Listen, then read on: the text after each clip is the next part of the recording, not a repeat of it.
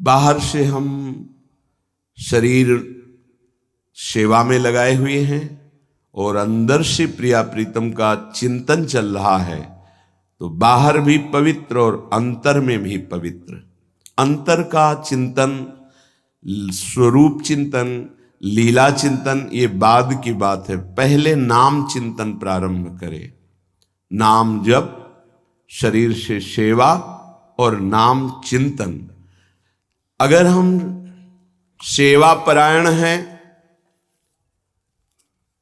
तो नाम का जिह्वा से जरूर उच्चारण करें, नहीं विस्मरण होने की संभावना है। उपांशु, क्योंकि अगर हम बाहर बोलते हैं श्री जी की श्रृंगार सेवा में, कहीं हमारे मुख से थूक की छिट्टी न पड़ जाए। रसोई सेवा में है, पद गायन कर रहे हैं, कहीं ऐसा ना हो जाए। इसलिए जब हम श्री जी की सेवा में हैं तो हमारा मंत्र जाप, हमारा पद गुनगुनाना ये उपांश ही होगा। वाचिक नाम जप, नाम कीर्तन, पद कीर्तन उस समय कर सकते हैं, जैसे सोनी लगा रहे हैं, पोछा लगा रहे हैं, इसमें कर सकते हैं। लेकिन पात्र मार्जन करके रख रहे हैं, रसोई सेवा या श्रृंगार सेवा, उस समय उपांश ही होना चाहिए। जब सेवा से निवृत्त होकर हम एकांत में मंत्र जप कर रहे हैं तो ये चार बातें नहीं होनी चाहिए मंत्र जापक में या नाम जापक में। उस समय जिस समय हम बैठे हैं, पहला, नाम जप या मंत्र जप में जो ही हम माला प्रारंभ करते हैं तो सदगुरुदेव भगवान को प्रणाम करके मौन धारण करते हैं जब तक वो माला ना हो जाएगी।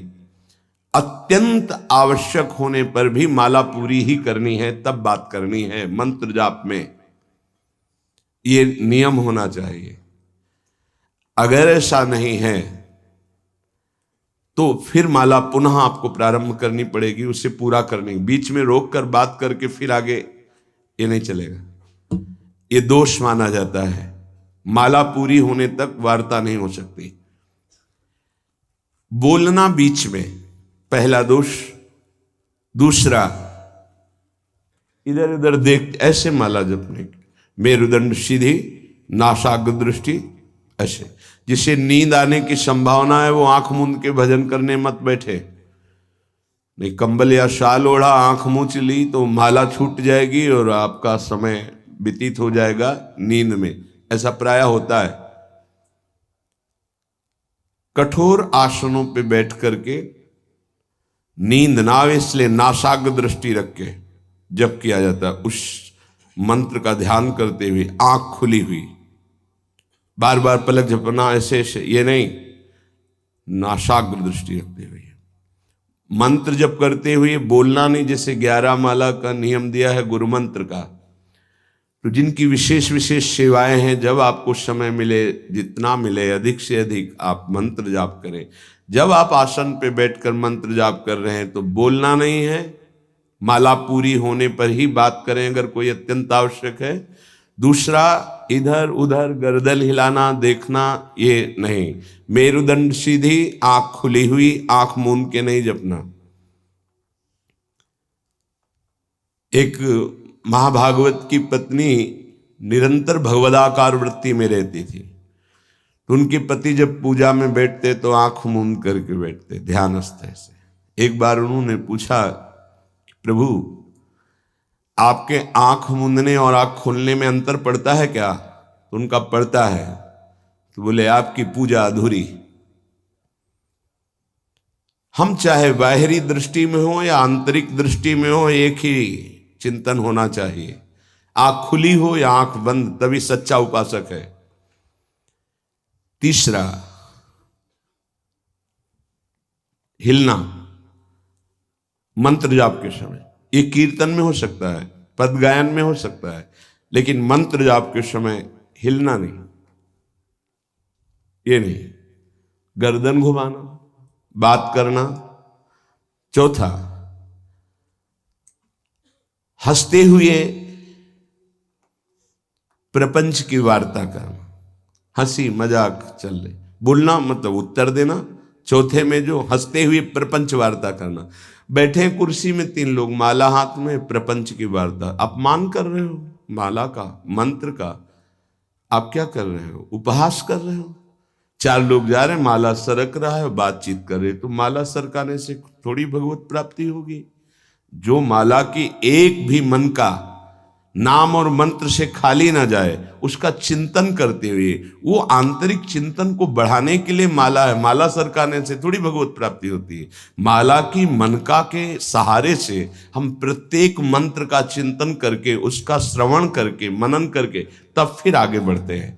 ये थोड़ी कि जल्दी जल्दी किसी किसी की माला को तो देखते हैं कि इतनी रफ्तार से कैसे चल सकती है। अगर हम केवल राधा नाम भी जपें तो इतनी रफ्तार से नहीं चल सकता, क्योंकि हमें लिखना है राधा राधा। फिर अष्टादशाक्षर मंत्र या द्वादशाक्षर मंत्र, फिर इन मंत्रों को तो कैसे आप इतनी जल्दी, कैसे बिना अक्षर मात्रा दर्शन के कैसे आप मन का सरका दिए? 11 माला बहुत होते हैं। अगर जिस पद्धति से कहते 11 माला कर लो तो बहुत जल्दी मानसिक सिद्धि प्राप्त हो जाए। सामने मंत्र लिखा हुआ है, हर बार नवीन मंत्र की रचना कर रहे हैं। हर मन के पे, एक मन के पे पूरा मंत्र लिखा, फिर एक मन के पे पूरा मंत्र, फिर मन। देखो मन कहाँ भाग के जाएगा, मन निर्विषय हो जाएगा, सच्चिदानंद की तरफ दौड़ पड़ेगा मन। जबके समय किसी को उत्तर देना, इधर उधर देखना, शरीर को हिलाना, हंसते हुए हंसी मजाक वार्तालाप करना, 4 बातें जब में निषेध है। जब काले न भासेत नान्यानि प्रेक्षेत बुधा न कंपेत शिरोग्रीवाम दंता नैव प्रकाशयेत। 4 बातें। ए हंसी मजाक, 2 साधक चल रहे हैं रास्ते में, माला भी चल रहा है, हंसी मजाक। तुम्हारे पास समय कैसे, तुम्हारा माला कैसे चल रहा है? तुम वार्ता कर रहे हो, हंसी मजाक कर रहे हो, ऐसा नहीं, इतने सिद्ध नहीं हो गए हो। जो शास्त्र जब काले न भाषेत नान्यानि प्रेक्षित बुधा न कंपेत शिरोग्रीवाम दंता नैव प्रकाशयेत। माला जपते समय ये ऐसे हिलना डुलना, शांत, हंसी मजाक, न दंतान नैव प्रकाशित, दांत नहीं दिखाई देने चाहिए। गुरु मंत्र के समय तो मुख से वायु भी नहीं निकलनी चाहिए, मुख से। बस ये स्थिति, थोड़ा दांतों के बीच में जगह है, जिह्वा का अग्रभाग ऊपर के दांत के जोड़ पे है, हल्की सी नाक की श्वास से मंत्र का उच्चारण है, उसी का श्रवण है, और नेत्रों से दृष्टि में हम देख रहे हैं। भगवदाकार मंत्राकार वृत्ति करनी है। प्रभु के मंगलमय नाम उच्चारण करने से करोड़ करोड़ जन्मों के पापों का नाश होता है, ऐसा शास्त्र और ब्रह्म ऋषियों ने निश्चय किया है। भगवान का नाम उत्तम श्लोक है, पवित्र कीर्ति है। जो नाम जप करता है वो पवित्र कीर्ति वाला हो जाता है, वो उत्तम श्लोक भगवान को प्राप्त कर लेता है, भगवत स्वरूप हो जाता है।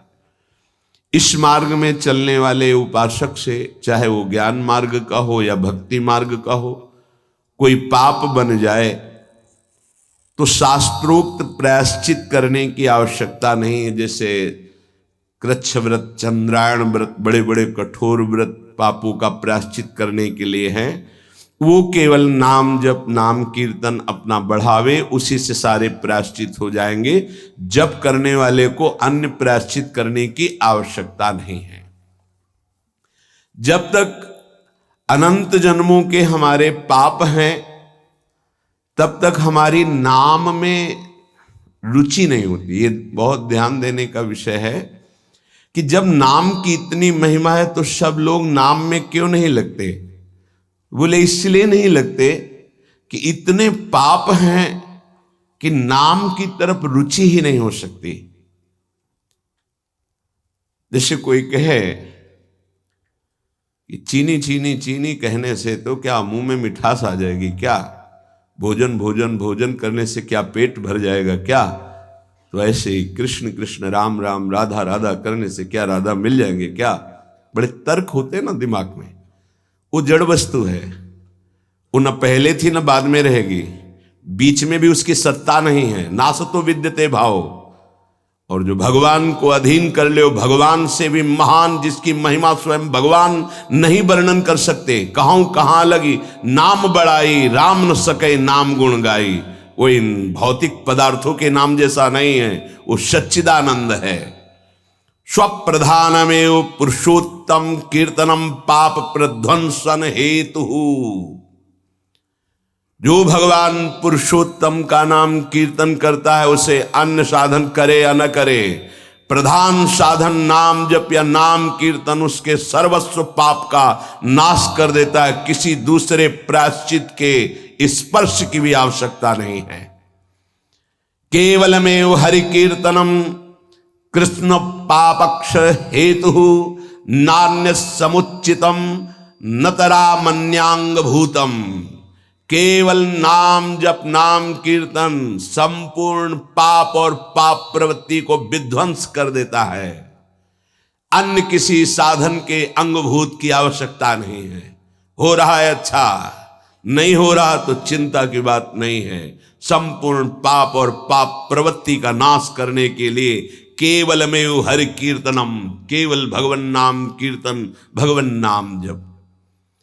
नरक हेतु संस्कार प्रायश्चित निर्वत्ते न सजाति योत्पादक भक्त्या पुनरुभव विधोपीति भक्तेरे वात्यंतिक शुद्ध हेतुत्व न कर्मणाम। जैसे निश्चित हो चुका है आपके पाप कर्म से बन चुके कि नरक जाना है, निश्चित हो चुका है। अब उसको मिटा सकता है तो केवल नाम जप मिटा सकता है, दूसरा कोई साधन नहीं है।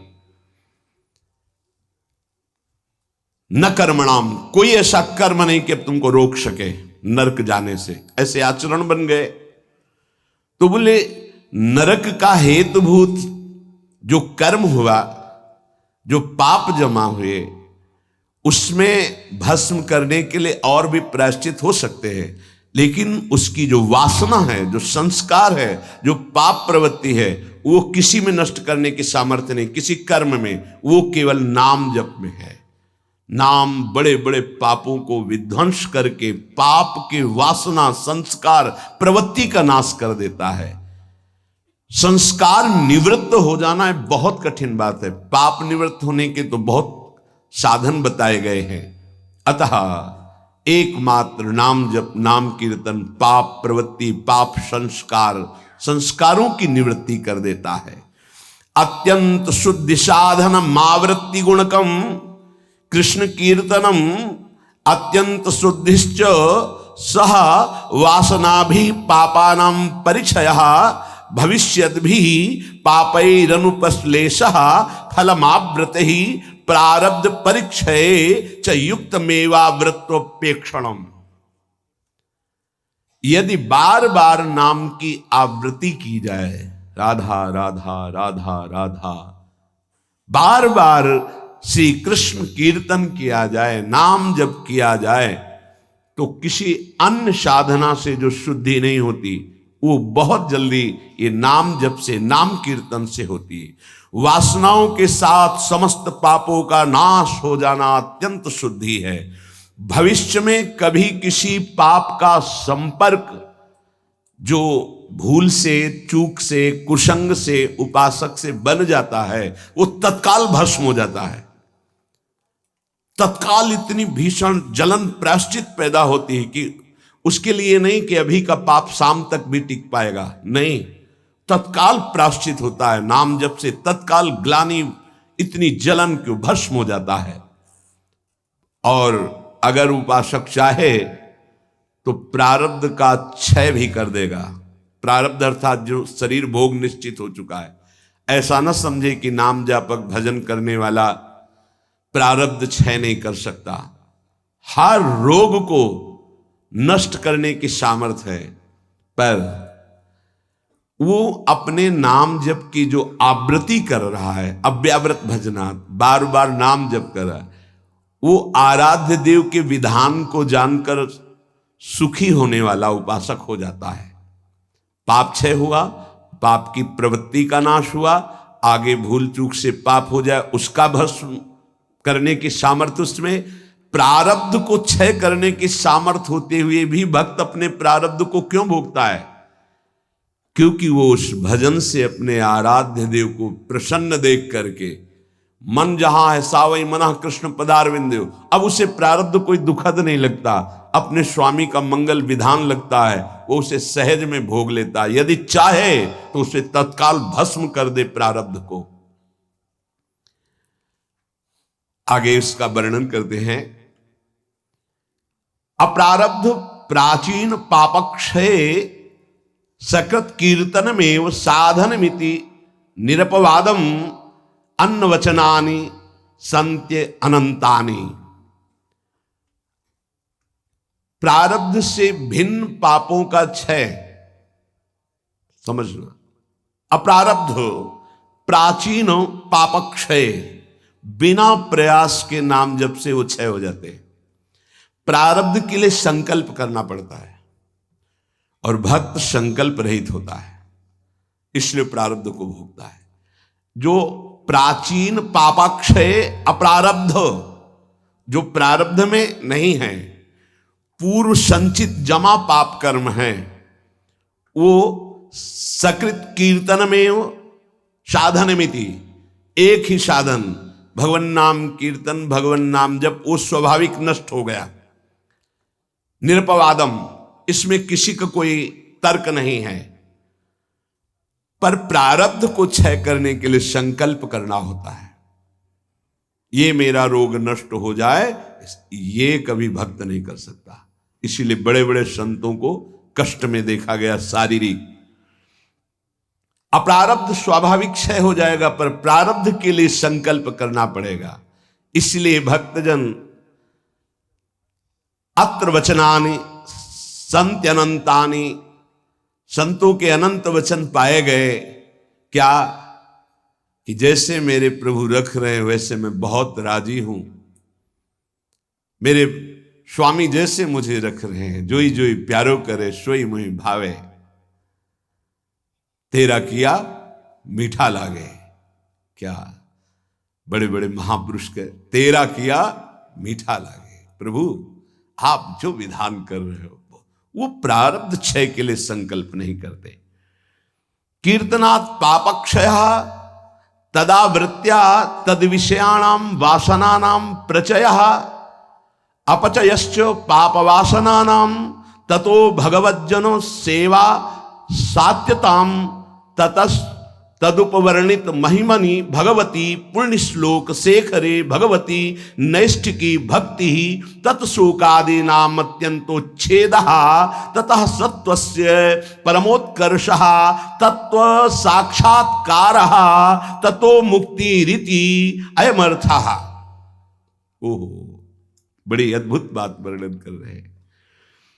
ये कीर्तन केवल पाप का ही नाश नहीं करता, नाम जप, ये नाम जप बार बार जो आवृत्ति की जाती है, इससे उपासना की वृद्धि होती है, वासनाओं का नाश होता है। इसके पश्चात भगवत प्रेमी महात्माओं का सानिध्य मिलता है। ये बड़े गूढ़ विषय है। जब तक आपके पाप क्षय नहीं हुए तो आप संतों के सन्मुख नहीं पहुंच सकते। भगवत कृपा हुई, कैसे पाप क्षय हुए? श्रवण सुजस सुनी आयऊं।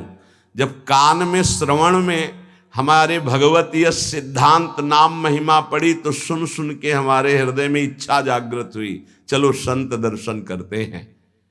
भजन का फल हुआ संत दर्शन, नाम जप का, नाम कीर्तन का फल हुआ भगवत प्रेमी महात्माओं का सानिध्य संग।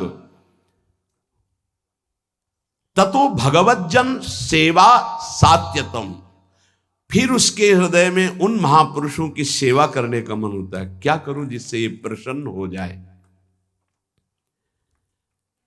फिर उन महापुरुषों के द्वारा ततस तदुपवर्णित महिमनि भगवती पुण्य श्लोक शेखरे भगवती नैष्ठिकी भक्ति, कैसे प्रभु में निष्ठा जागृत होती वो उपदेश करते हैं। किनको? निज जनों को। निज जन कौन? जो नाम जप नाम कीर्तन के द्वारा जिनका पाप क्षय हुआ, पाप वासनाएं नष्ट हुई, एक उपासना जागृत हुई कि हमें संतों का सानिध्य मिले, भगवत कृपा से संत सानिध्य मिला, उनके हृदय में एक नई इच्छा जागृत हुई, इनकी सेवा मिले, इनको कैसे प्रसन्न करूं। जब उनकी आज्ञा और सेवा में तत्पर हुए तब उन्होंने अपने हृदय की उपासना दे दी। उससे क्या हुआ? बोले भगवती नैष्ठिकी भक्ति, निष्ठा पूर्वक भगवान की भक्ति का जागरण हुआ। ततः शोकादि नाम अत्यंत उच्छेद, समस्त चिंता भय शोक दुख का जड़ से नाश हो गया। जब संत गुरुजनों के द्वारा दी हुई उपासना से भगवान की भक्ति हुई तो शुद्ध नैष्ठिक भक्ति का जागरण हुआ, तो शोक चिंता भय दुख क्लेश अशांति मृत्यु इनका सब भय जड़ मूल से उच्छेद हो गया। आदि नाम तथा शोकादि नाम अत्यंत उच्छेद, अत्यंत, अब दोबारा कभी ये नहीं जग सकते। तथा सत्व से परमोत्कर्ष, अब उसके हृदय में प्रेम का उत्कर्ष हुआ। अगर वो चाहता है कि तत्व साक्षात्कार, तो परमोत्कर्ष तत्व साक्षात्कार तत्व मुक्ति, उसको तत्व बोध हो जाएगा और मोक्ष हो जाएगा। अगर वो ये नहीं चाहता है तो प्रेम प्राप्त हो जाएगा, भगवत लीला धाम में प्रवेश। दोनों तत्वबोध हो जाना या भगवत प्रेम, दोनों नाम जापक नाम कीर्तन करने वाले को प्राप्त हो जाता है। तो सर्वेशाम अपि भगवन नामम प्रत्येक मेतादृशम सामर्थ्यम न चा नरक सृष्टे लानर्थक्यम दग्धेपि कश्चितम प्राचीने पापमनि। तब तो फिर नरक तो कोई जाएगा ही नहीं, तो नरक की सृष्टि करना व्यर्थ हो जाएगा। यदि नाम जप नाम कीर्तन सब करेंगे तो सबके पाप नष्ट हो जाएंगे, सब तत्वबोध सब भगवत प्रेम प्राप्त कर लेंगे। तो नरक सृष्टि रानर्थक्यम, बेकार की नरक की सृष्टि हुई। दग्धेपि कर्तचित प्राचीने पापमनि, क्योंकि पूर्व पापी नरक में दग्ध करते हैं, जलाते हैं, कष्ट भोगवाते हैं, और वो तो नाम जप नाम कीर्तन से नष्ट हो जाता है। तो कह रहे हैं तदुत्तर काल भावी भी रंगो भी महदवा मानिश्च नरकपातस्यापि संभवात्। बड़ा सूक्ष्म विषय वर्णन करते हैं। ना चावृत्ति गुणकमेव कीर्तनम सर्वस्यापि भविष्यतीति कश्चिदस्ति नियमः। एक तो सब नाम महिमा सुन भी नहीं पाएंगे। भारत में कितनी जनसंख्या है? 135-40 करोड़ तो है ही है। क्यों? ऐसे ही तो है 140 करोड़। क्या सब नाम महिमा सुनते हैं? क्या सब भगवान नाम कीर्तन करते हैं? नहीं। तो कह रहे हैं ये बात मत सोचो कि कोई नरक नहीं जाएगा, बहुत जाएंगे। क्योंकि नाम कीर्तन नाम जप में सब थोड़ी लगे हैं। दूसरी बात, जो नाम में लगे भी हैं वो कह रहे हैं कि संभावना है उनके नरक जाने की। कैसे? बोले यदि किसी महापुरुष का अपमान कर दिया, निंदा कर दी, वैष्णव अपराध बन गया तो पतन होने का चांस हो जाता है।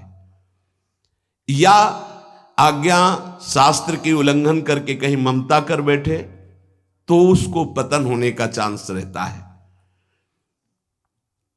बोले उदाहरण में आप बताइए कि नाम जापक कौन जो ममता करके अपनी स्थिति से भ्रष्ट हो गया? बोले अतएव भरत देवस्वापि ऋषभ देवे नानुग्रहीतस्यापि प्रतिबद्धा परोक्षानुभवत वादांतरायी रत्यंत सूक्ष्मन भगवद उपासना त्वाच तदुत्तर काल भाविना मृगाशक्ति रूपेण कर्मणा निकृष्ट देहारंभा मृगत्वपमपि। जहां निरंतर भजन के लिए राज्य और पत्नी और पुत्र आदि का त्याग किया भगवान ऋषभ देव जी के पुत्र भरत जी, वहीं मृग की ममता में आकर के मृगाशक्ति रूपेण कर्मणा निकृष्ट देहारंभा, निकृष्ट देह मृग की प्राप्त कर लिए। अगर ममता करेंगे चूक हो जाएगी, जन्म जन्मांतर के लिए कितना जाना पड़ेगा। उनकी सावधानी ये रही कि मृग शरीर में भजन किए तो अगले बोध संपन्न जड़ भरत जी के रूप में प्रकट हुए। अगर नाम जप कर रहे हो, भजन कर रहे हो और वैष्णव निंदा कर रहे हो, संत अपमान कर रहे हो, संत द्रोह कर रहे हो, तो आपको भ्रष्ट हो जाना पड़ेगा, अपनी स्थिति से गिर जाना पड़ेगा। जय विजय योश्च वैकुंठ वासिनोरपि ब्रह्मविदो मानादधा पतनम। ब्रह्मविद महापुरुष सनक सनंदन सनातन सनत कुमार का अपराध करने के कारण वैकुंठ में विराजमान जय विजय अधापतन को प्राप्त हो गए। ब्रह्मविदवमान जनितम ही दुरितम दुरत्ययम भगवद उपासनेनापि भगवद भक्तावमान जनितम च प्रपंचितम। कह रहे हैं कि जो ब्रह्म धाम में विराजमान वैकुंठ धाम में वो जब अपराध कर दिए भक्त का, सनक सनंदन सनातन सुमनत कुमार का, तो उनको 3 जन्म के लिए अधापतन हुआ और राक्षस भाव को प्राप्त हुए, दैत्य भाव को प्राप्त हुए। तो जो भगवत भाव मान जनितम च प्रपंचितम, जो प्रपंच दृष्टि रखकर नाम जप करते हो, भगवत भक्तों का अपमान कर देते, निंदा कर देते हैं, तो महात्माओं का अपमान करने से उनकी गति बिगड़ सकती है। इसमें 3 बात बताई। पहले तो सब नाम महिमा सुनते ही नहीं है, सबके कानों में ही नहीं पहुंचती। अगर किसी के कानों में पहुंचती है तो बड़ा भाग्यशाली ही उसे पकड़ पाता है, नहीं तो छोड़ देता है। तो ऐसे लोगों की गति दुर्गति ही होती है। दूसरे जो नाम पकड़ते हैं उनमें कोई भाग्यशाली होता है कि किसी की निंदा स्तुति ना करते हुए, नाम जप करते हुए आगे बढ़ जाए। नहीं तो जहां नाम जप हुआ अपने में गुणाभिमान आने लग की संभावना होती है, अगर साधु संग ना हुआ, वो दूसरे संतों की फिर अवहेलना, निंदा, अपमान। देखो भाई, एक ही प्रभु हैं, 10-20 प्रभु नहीं हैं। उनके नाम अनंत हैं, उनके रूप अनंत हैं, उनकी उपासना अनंत है, उपासना की पद्धतियां अनंत हैं, मान सकते हैं, लेकिन प्रभु एक हैं, इसमें कोई संशय नहीं। अब प्रायः एक धर्मावलंबी दूसरे धर्मावलंबी की निंदा करना ही अपने धर्म की महानता समझी जाती है। हमारी समझ में कम आता है। हम किसी की निंदा कर रहे हैं, किसी का अपमान कर रहे हैं, किसी की अवहेलना कर रहे हैं, तो हम अपने आराध्य देव की आज्ञा का उल्लंघन कर रहे हैं। एकादशी स्कंद में परमार्थ का जब निरूपण वर्णन हुआ बीच में, तो उसमें था ना किसी की निंदा ना किसी की स्तुति। समझ में नहीं आता। हम समझते हैं हम अपने आचार्य की बहुत महिमा गा रहे हैं, अगर दूसरे आचार्य की निंदा कर रहे हैं, दूसरे इष्ट देव के नाम की निंदा करें, तो हम अपने इष्ट देव को बहुत प्रसन्न कर लेंगे। नहीं भाई नहीं, अभी समझ में नहीं आई, अभी बुद्धि ठीक नहीं है। सर्वम खलमिदं ब्रह्म ने नानास्ति किंचन। श्री कृष्ण चंद्र जी कह रहे हैं मत्ता परतरम नान्यत किंचिद अस्ति धनंजय, मेरे सिवा कोई नहीं, फिर तुम उनके दास हो। तुमको नहीं दिखाई दे रहा तुम्हारा आराध्य देव स्वरूप में? अवहेलना, उपहास, दूसरे धर्म की अवहेलना अर्थात अपने आराध्य देव की, दूसरे वैष्णव की, दूसरे संत की, दूसरे उपासक की निंदा अर्थात अपने आराध्य देव की। कह रहे हैं जय विजय योश्च वैकुंठ वासिनोरपि ब्रह्मविदव मानादधा पतनम। अधा पतनम, वैकुंठ से पतन होना असंभव, लेकिन इस असंभव पद से भी पतन हो गया महापुरुषों का अपमान करने से। और तो सब छोटी बात है। इसलिए ध्रुवदास जी ने भी सिद्धांत विचार लीला में वर्णन किया, भक्तन के अपराध सो डरपत रहो। या एक अपराध है जो बड़ी बड़ी पदवी से तुम्हें भ्रष्ट कर देगा, तुम्हारे सारे सुकृत नष्ट कर देगा। भक्तन निंदा अति बुरी भूल करे, जिनको के सुकृत बहु जन्म के छिन में डारे खोए।